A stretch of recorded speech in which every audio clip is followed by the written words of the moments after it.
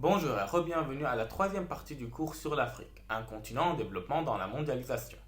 Comme nous l'avons vu dans les deux dernières vidéos, l'Afrique a des retards de développement sur plusieurs plans.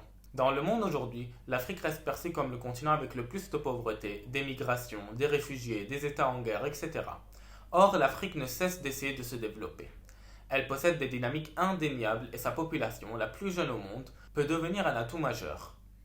Ainsi, nous allons répondre à la question suivante. En quoi, en dépit des retards de développement, l'Afrique présente des indices de développement encourageants? Nous allons ainsi voir sur quel plan l'Afrique a de nouvelles dynamiques de développement qui laissent de l'espoir.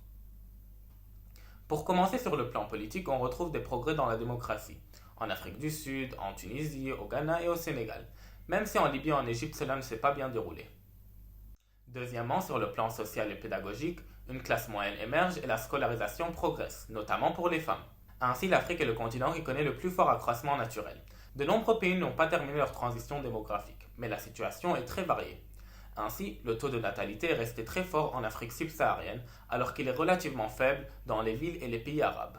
C'est un continent jeune avec 41% de la population à moins de 15 ans, ayant de fortes potentialités, notamment avec l'espérance de vie qui progresse. Troisièmement, sur le plan économique, les taux de croissance économique sont les plus forts au monde, allant d'environ de 4 à 6%. En effet, l'Afrique s'insère petit à petit dans le commerce mondial, mais se voit souvent obligée de sacrifier ses petits exploitants agricoles. La Chine investit énormément et devient le premier partenaire commercial de l'Afrique. Cette relation s'appelle la Chine-Afrique. Les richesses du continent sont nombreuses. Une exploitation plus respectueuse du développement pourrait permettre un essor rapide du développement. Des pays émergents tels que l'Afrique du Sud et les Seychelles semblent capables de tirer l'économie régionale à plus ou moins long terme. Enfin, nous allons aussi parler sur le plan technologique. Pour de nombreux économistes, le potentiel de développement y est très important, ce qui explique la convoitise qu'elle suscite auprès de nombreuses firmes transnationales, des FTN tels que Facebook qui veut développer Internet en Afrique. En effet, l'Afrique peut envisager des sauts technologiques.